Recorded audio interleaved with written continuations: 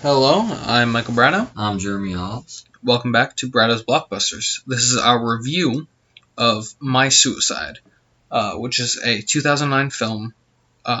Also goes by the title of Archie's Final Project. It's a dark comedy drama written and directed by David Lee Miller and also written by Eric J. Adams and Gabriel Sunday. The movie is an hour and 47 minutes long on Netflix, because Netflix has the director's cut. The regular version of the film is only an hour and 7 minutes long, I believe. Okay. It's not rated. It's TVMA if you look on Netflix, but it did not officially get an MPAA rating. If it did, it's definitely an R. It's definitely an R, yeah. It is available on Netflix, Vudu, iTunes, Google Play, and YouTube. Had a budget of $2 million and only earned $17,282 worldwide, making it a bomb. But then again, it had a limited release. Yeah. Which is, you can't blame them. No, you can't blame them for making it a limited release, especially with the subject material. Which is, I feel like, another reason why it didn't do too well, because who goes out and is like, oh, there's something called My Suicide? Let's go see that. Oh my God. But I watched this film about a year ago, and it really stuck with me. So when I first had the idea to do Bradow's Blockbusters, it was one of the first films I wrote down. So obviously I've seen it before, and this was Jeremy's first time seeing it. So Jeremy, your thoughts? On the movie, I thought it was good, but I'm probably not gonna watch it again anytime soon, because it's a really hard movie to review and to watch. And to commentate. Yeah. Most of our commentary track was silent, other than a couple of jokes. Worse than Ed Wood. Yeah. Worse than Ed Wood. Commentary track. But before we get into talking about the cast or the plot or anything like that, let's not skip to ratings now, no, like I did last week. Before we get into anything else, even the Metacritic and stuff, all that, I'd like to get out of the way my disclaimer. Yeah. That I also included in the commentary track. You're not alone. If anyone out there is going through this, depression, anxiety, anything like that, such as myself or the characters in the film, you are not alone. You are loved. You are cared for. This should not be your only option. And as cliche as it is a permanent solution to a temporary problem. There are resources out there. There are people who care about you. There are people who will listen. I personally talk to my therapist every week. You should never feel like you're alone. That being said, the suicide prevention hotline, at least here in the U.S., is 1-800-273-8255. That's something that I feel is important to get out there. I wanted to get that out of the way before we continued talking about them, because it is a very rough film to watch. But getting away from that for a moment, talking about the scores from Rotten Tomatoes, IMDb, and Metacritic, as I always do. The tomato meter is a 57%. The user score is an 81%. For IMDb, it has a 7.1. And there is no Metacritic score to be found.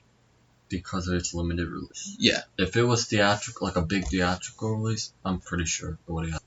I checked under both titles. I checked My Suicide and Archie's Final Project, and I could not find a single thing on Metacritic about it. So, I try to do that much research. Yeah. You're the research guy, but yeah, I try to get this basic stuff down. Yeah, the basic stuff I got easily, but just the other stuff I usually do, like trivia. Yeah, trivia, background information. Director background, like nothing. I got really nothing off this. But then again, it's obviously what you watched. It's independently made. Yeah. This wasn't handled by a big studio. And you can definitely see that. Like did you even did he even say the budget?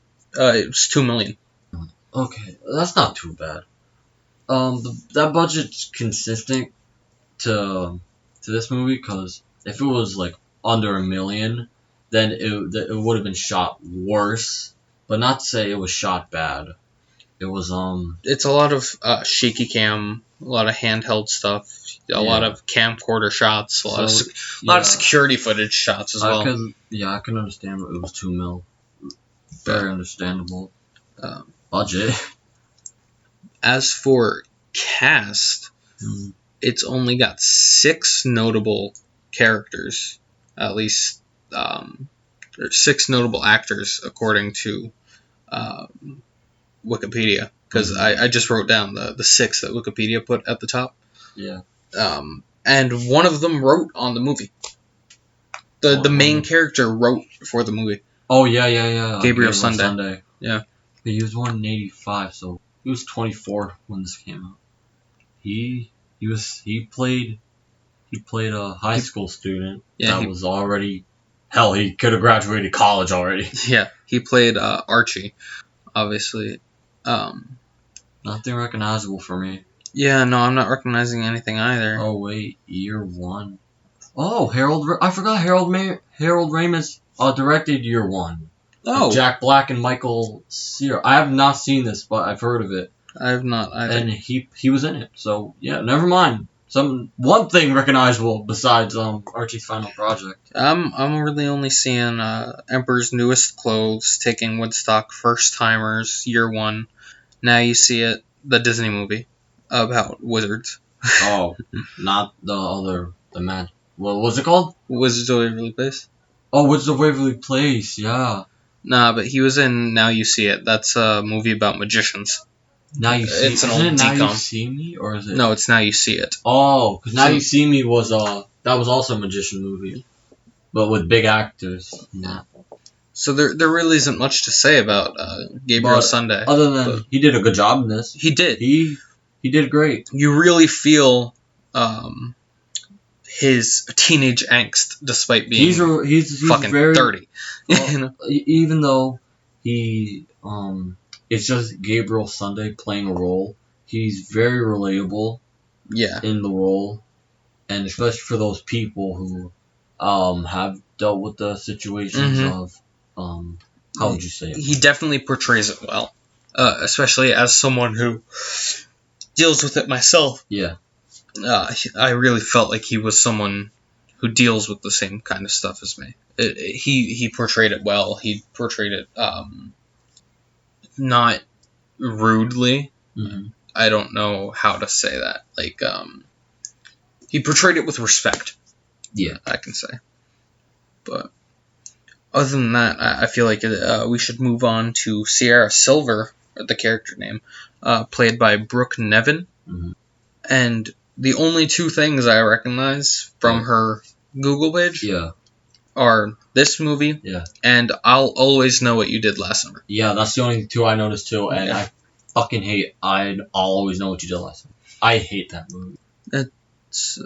I hate when I hate movies. I hate when studios realize something makes a lot of money, such as like I Know What You Did Last Summer, and then they have to make more of it. Because, but then that was the 3rd and last. Yeah, no, it was the 3rd and last. Yeah. But like, still, it just fucking aggravates me that studios can't let a good idea die like that. Oh, but she was also in an episode of Goosebumps, Are You Afraid of the Dark, Tales from the Crypt Keeper, Grey's Anatomy, Lethal Weapon, not the movie, the show that was like a few years ago.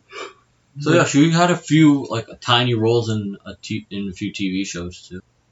But yeah, other than that, she did very well in the film. You feel she did great. You feel her anguish. She's right next to Gabriel. Yeah, you definitely feel her anguish. Right. Yeah. But again, there's not too much to say about her. Other than she just did a great job in this movie. She did. Moving on from that, David Carradine, who played their favorite director. Which I think He is an actual director, I think. I'm not sure. I'm gonna look right now. What I do know is that he died 1 month after this movie came out. Oh, 1 month after? Mm-hmm. The movie was released May 2nd, 2009. He died... May 2nd was a different film. I don't... So you got it all wrong, bud. Hold on. I've been looking at so many the past couple of days, like... Is that where I know? Yeah, that's where. Okay. He's in a few recognizable roles, too. If you don't mind if I name him. No, go off. Okay. Go off. Yeah. He had, I think, a small role in Martin Scorsese's Mean Streets from 1973, which was with Harvey Keitel and Robert De Niro. He was in Death Race 2000 with Sylvester Stallone back in 1975, so he helped. He was with Stallone when his career started taking off.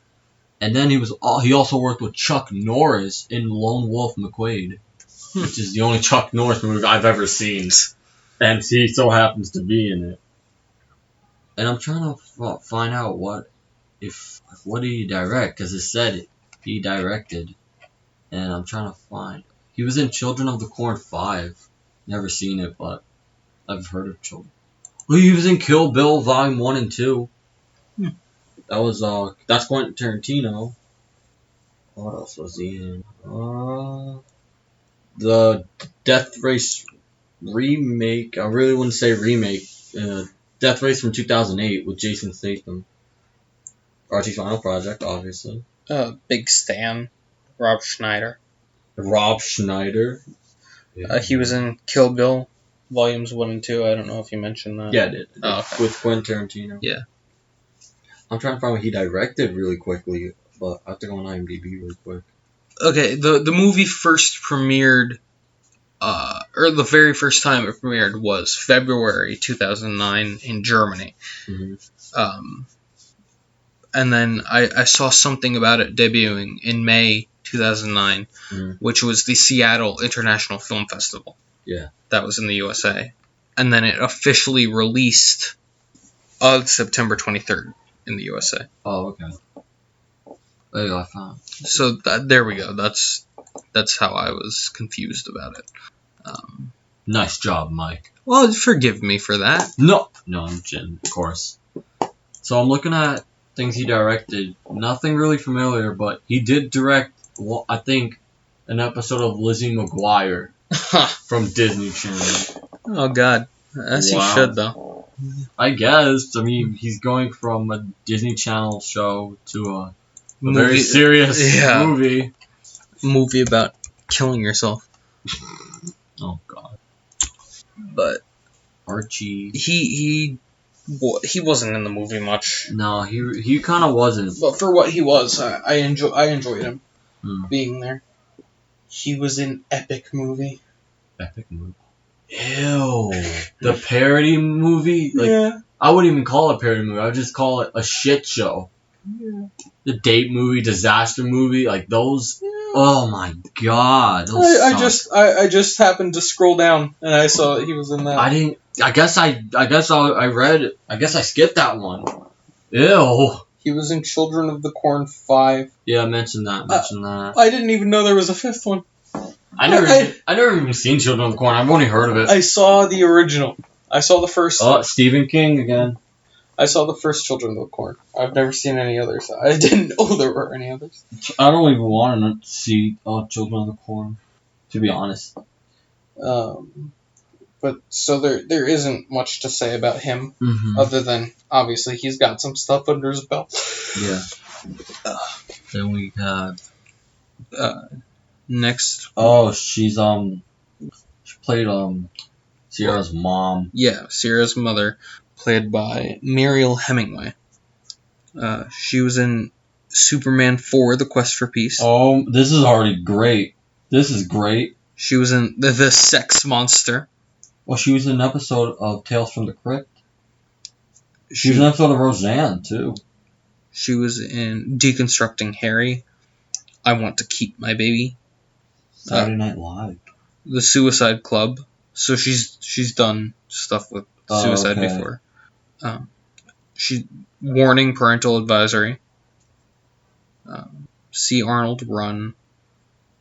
Unity, Beyond Food. Mm-hmm. Electric Boogaloo. Yeah, Ultimate I Cannon. don't recognize a lot of her stuff. Me neither, but Superman 4 just already tips it off. That's not good.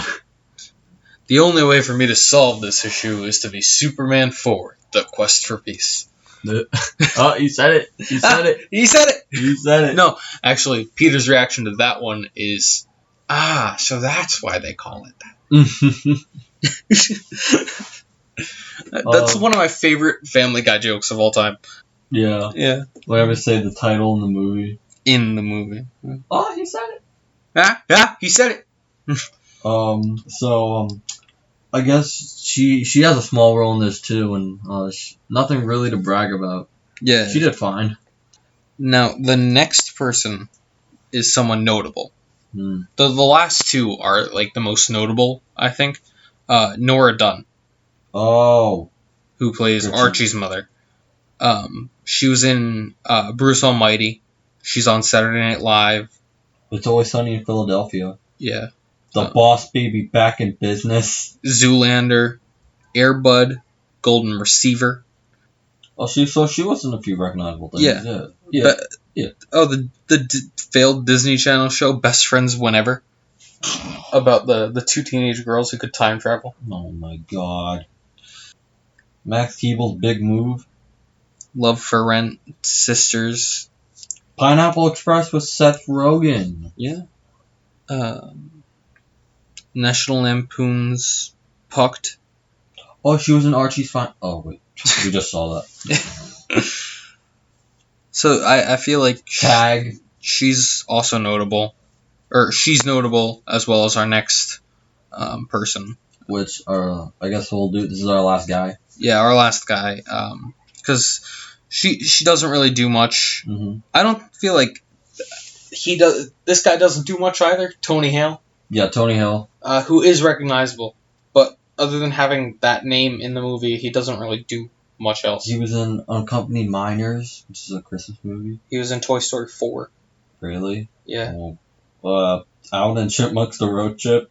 Justin Long. He was in The Tale of Despereaux. Oh, he was in Yoga Hosers. Brave New Jersey. With Kevin Smith. Larry the Cable Guy, Health Inspector. He was in the Angry Birds movie. He was in Sanjay and Craig. Oh, no, I hated that show. Me too. Transformers: The Last Night. I knew I recognized him. He was the vice principal in Love, Simon. Have you ever seen that? Yeah, I just saw that recently. That was a great movie. Yeah. That was a great movie. That's something we'll cover sometime. I would not mind watching that again. Yeah. He was in Dante's Inferno in 2007. Yeah, so he's the most recognizable. I think he's the most recognizable in this cast. For us. Yeah. He was also in American Ultra.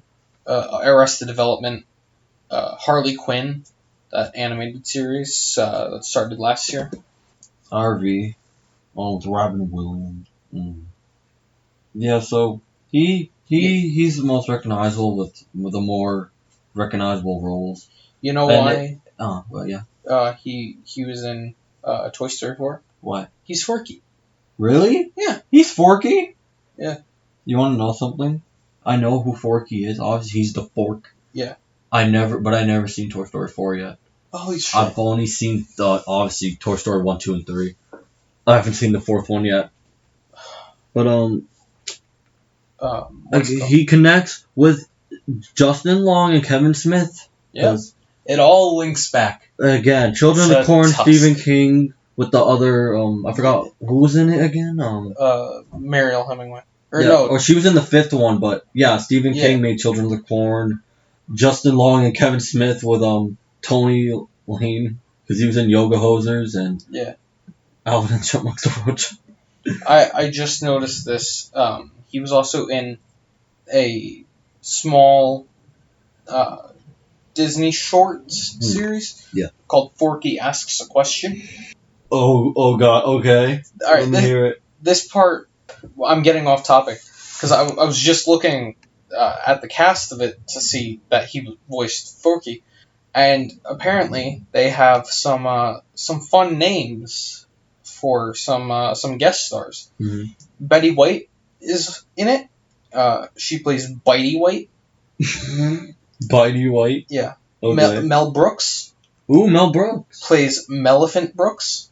Okay. Carol Burnett plays Cheryl Burnett.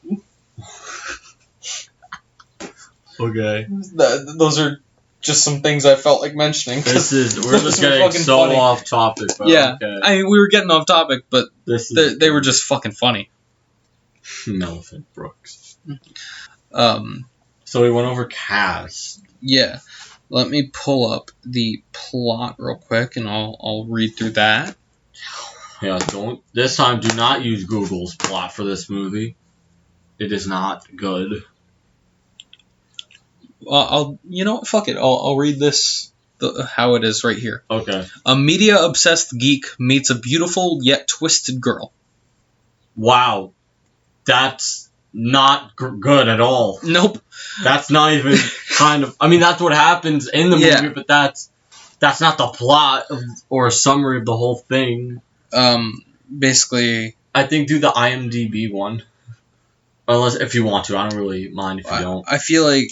Unless you want to. I feel like I'm just gonna say this real quick. Yeah. It's basically this kid named Archie has to do a film project for school, and he decides that for his final project, he's going to kill himself on camera. And then all this shit happens. Yeah, and then everything else happens. There you go. We just did it. Google, you hear that? We did it.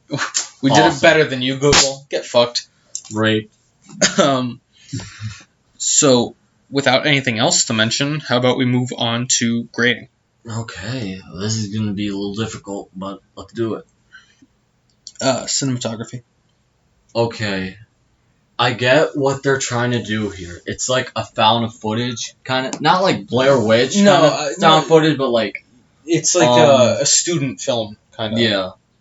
But they kind of do have every reason to do the way they shot it, but sometimes it's a little confusing. Yeah. To where, are they just... And obviously the ones the shots that look kind of shitty and not professional, they're done on purpose, and it's done on the camera. Yeah. And not a film camera, which they switch to sometimes, but I'm just confused by when they do that sometimes, it's not really a good decision to when they do that. Right. So but it is nice seeing the way it's shot like that. Yeah. It's something, it's the cinematography that we've seen that's different from everything else. Yeah, it's definitely a change of pace from every other film that we've watched. Yeah. Well, like last week, The Lobster had great settings for the camera. Yeah. And that one was slow paced. This is fast paced, and yeah, this one's very jump cut. It's very jump cut, and I think we can even do editing its own grade if you want to do that. We're gonna do editing because this has very, very different editing than the rest of them, which has had regular. Yeah, the rest have had actual film editing. This is more this is computer editing. Yeah. But going towards the cinematography, I'm gonna give a B because, again, it has every reason to be sloppy and sort of like found footage. Again, not exactly, but again, some scenes were unnecessary when it's shot on a real film camera. Yeah. But a good example where it's shot, where it has to be the film camera is when the kid hangs himself. Yes. Right. That's a good point to where to use it. Because it puts you in the perspective of Archie. Yes. At that point. And instead of other times where they just use a real camera, just times where it really doesn't matter. Yeah. No, I usually tend to agree with you on letter grades. Yes. I think this is where we're going to differ, though. Okay. At this point. Because cinematography-wise, I enjoy what they did. Mm-hmm. I think it was good. It fits well. It fits well, movie. Especially with the movie as a whole. Mm-hmm. But personally, I would give it a C. Really? Yeah. Okay. I'm not a fan of everything they did. Okay. I don't. Okay. I think that some things were cool and interesting, but I also feel like they were stupid. Okay. Like the security footage shots. Those were cool, but the fuck were they doing there? And how did Archie even get that? Exactly. I just thought about that. How the hell did he get that? Exactly. Like, I understand maybe he has the cameras around his room. Yes. Or his guest house. That's his. Yeah. I understand those shots, because he'd be able to... Unless he put up cameras in places himself, and everyone was stupid to notice. Yeah. So, personally, cinematography-wise, I'm going to give it a C. Because I feel like it was good. Yeah. It worked well, but personally, I am not the biggest fan of it. Okay. C for cunt. I'm not the cunt. You're the fucking... Okay. I feel like that's the best scene in this movie. Was that scene with Tony Lane? Yeah, with Tony Hale, yeah. Wait, oh, hell. I call him... Why did I say Lane? I've been calling him Lane. What?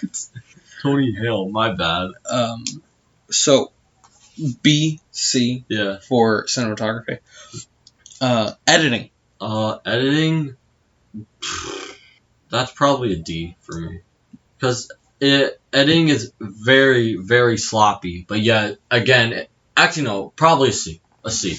Because, again, it's made to be a student film. And it has every right to be sloppy. But sloppy is very disgusting to look at. Yeah. It's like action films where they keep cutting and cutting and cutting. It's like...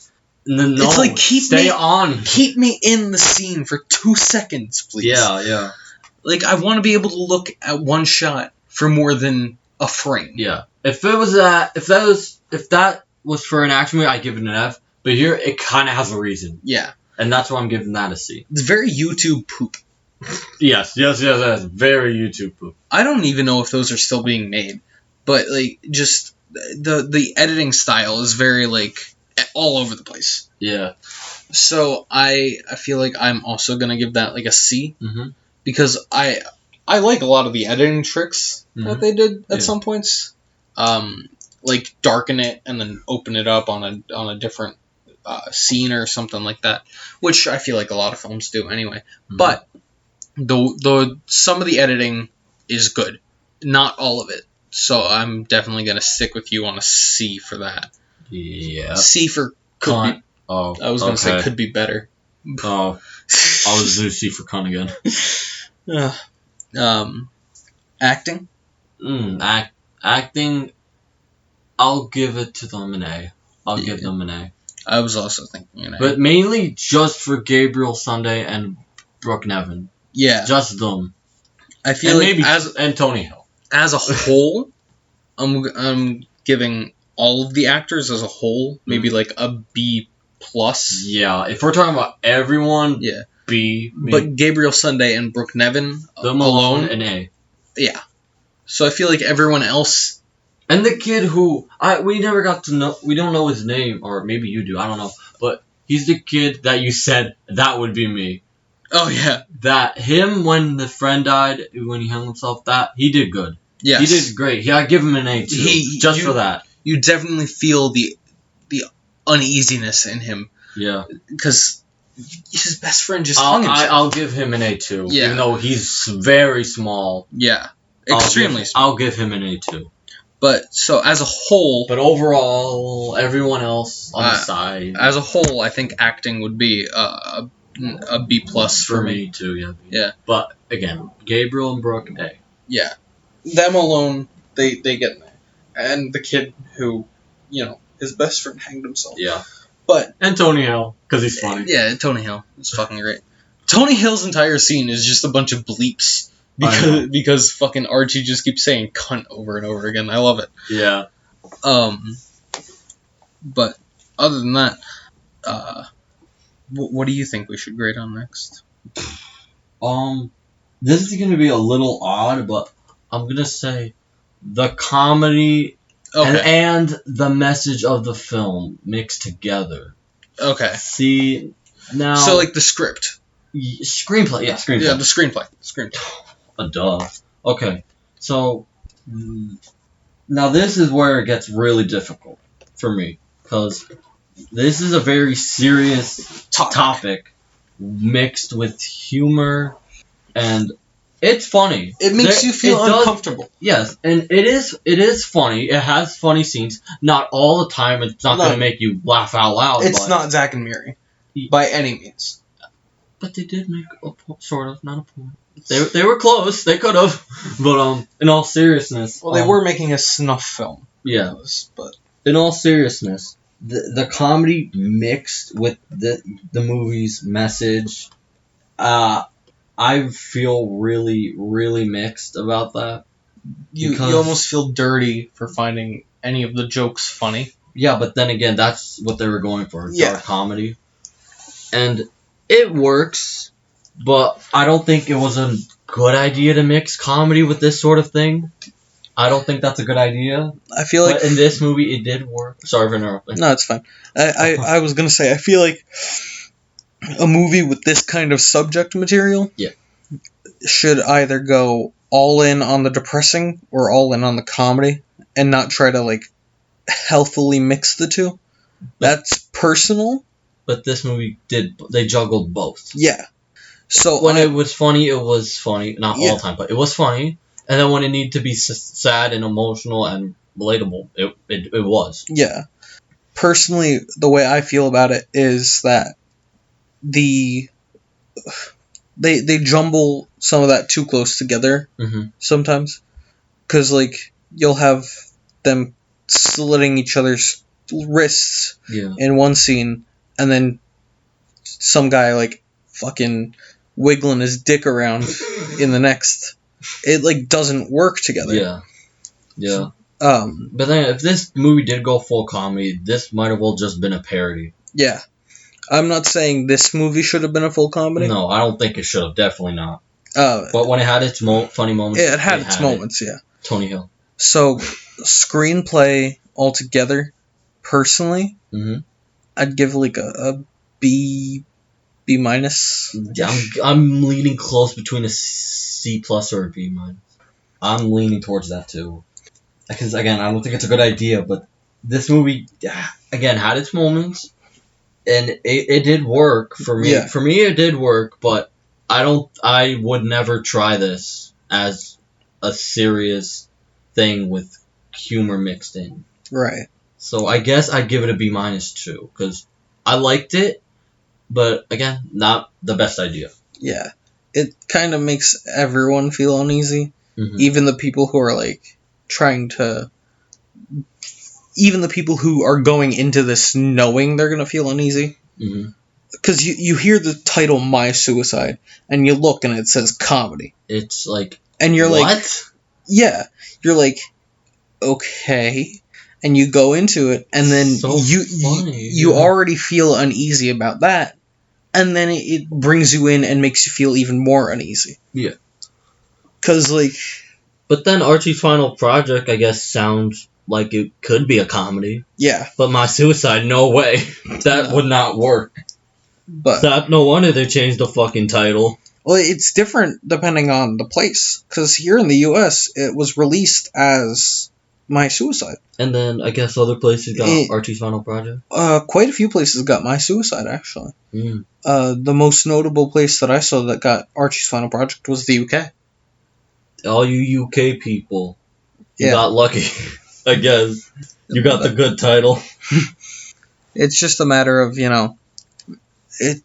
it's uneasy subject material. Yeah. Which is... Somehow it worked for the most part. Yeah. I really don't want to say that, but I guess it did.